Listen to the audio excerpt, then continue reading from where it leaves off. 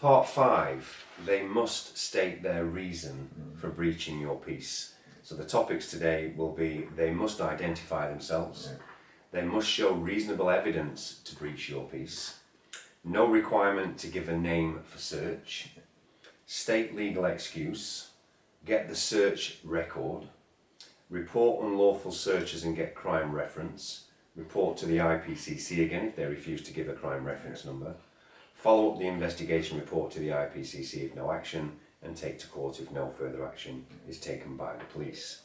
So, fear again is a tool to control. Alarm and distress equals breach of the peace. And that's what it's all about. Yeah. So, now you'll start to see the repetitiveness of it, because it's the same procedure just being repeated. So, first, at the time, if I intend to breach your peace, at the time I must have the evidence to be able to show you that I have lawful excuse to breach your peace, without which I would be acting unlawfully if I force myself upon you, so to speak. So if somebody, once we've established the names, then you ask them very clearly, and this is before you even give your name, because you're establishing here, have you got lawful excuse? Show me the evidence. What is your reason for approaching me in the first place? Correct. So you simply ask them, please show me your evidence granting you lawful excuse that I have caused or intend to cause another harm under the binding common law precedents of R versus Howe. Any legal claim you may believe you have is order following, which is not lawful excuse under the binding common law precedents of Commissioner of Police versus Razi 2009.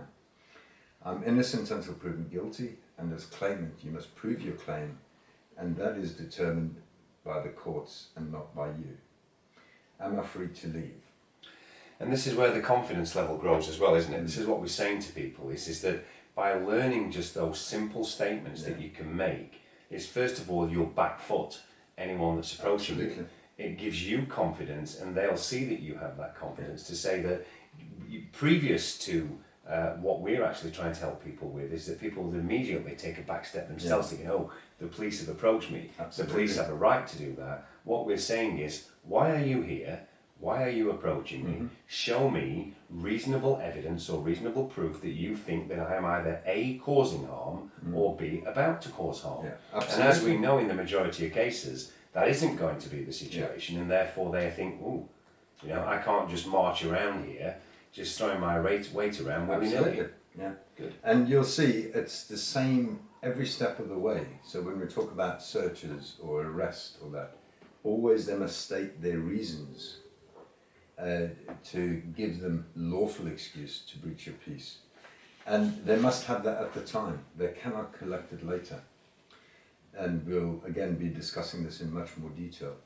So if they fail to show you reasonable evidence, you simply turn around to them and you say, you have failed to show me reasonable evidence granting you lawful excuse to continue breaching my peace, requested under the binding common law precedents of R versus Howe 1982. I'm innocent until proven guilty, and as claimant you must prove your claim. And that is determined by the courts, not by you. Am I free to leave? Again, if the answer no, then it's moving this thing and escalating it into a harassment situation. Now they're harassing you if they do not give you the evidence. So you make it very clear to them, you are unlawfully detaining me, they've not given you a reason to do it. Having twice failed to show me your reasonable evidence granting you lawful excuse to continue detaining me, should you continue with your actions that additionally is harassment resulting from your breach of my peace under the common law binding precedents of R versus Howe. I'm innocent until proven guilty, and as claimant you must prove your claim. And the courts determine guilt. Am I free to leave? Yeah, further ask them again, am I now free to leave? Correct. Every step we repeat the process because the law is very clear about it. And then, as we've said before, at the earliest opportunity, create your record, go down to the police station if there's any unlawful actions, and get a crime reference number, and follow that up. If they've not taken action, report it to the IPCC, and keep on pushing it. And one thing I haven't said before, the reason we do this, reporting it to the police station, checking up, following up, going to the IPCC, is what we're trying to do is enforce people and hold them to account for their behaviours. And these last steps at the end are about what's called pre-court protocol, pre-action protocol. And we'll be discussing that in more detail later. But we need to create the record and show the court that we've done everything humanly possible to resolve this unlawful situation, this unlawful breach of the peace. Otherwise, the court will just say, you're wasting our time, and tell you to go back and do the process.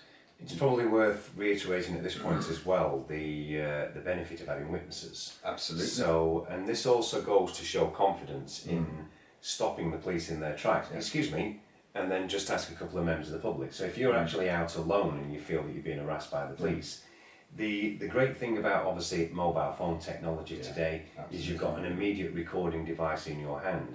Ensure that you're recording the conversation and just ask two members of the general public, say, excuse me, while I'm interacting with this police officer, would you just bear witness to what comes out of my mouth and what comes out of his or hers? Absolutely. They're only there to witness the events and record it. But again, people do tend to hold back, and the reason is because they don't actually understand their rights, which is part of what we're trying to do, to teach people about their rights and stand upon their rights and hold unlawful actions to account. And this is why, as peacekeepers, not only at various events or gatherings or meetings do we approach the police, we also introduce ourselves to members of the general public. Absolutely. To let them know.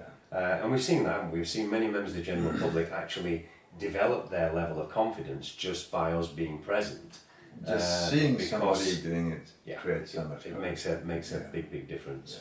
Absolutely.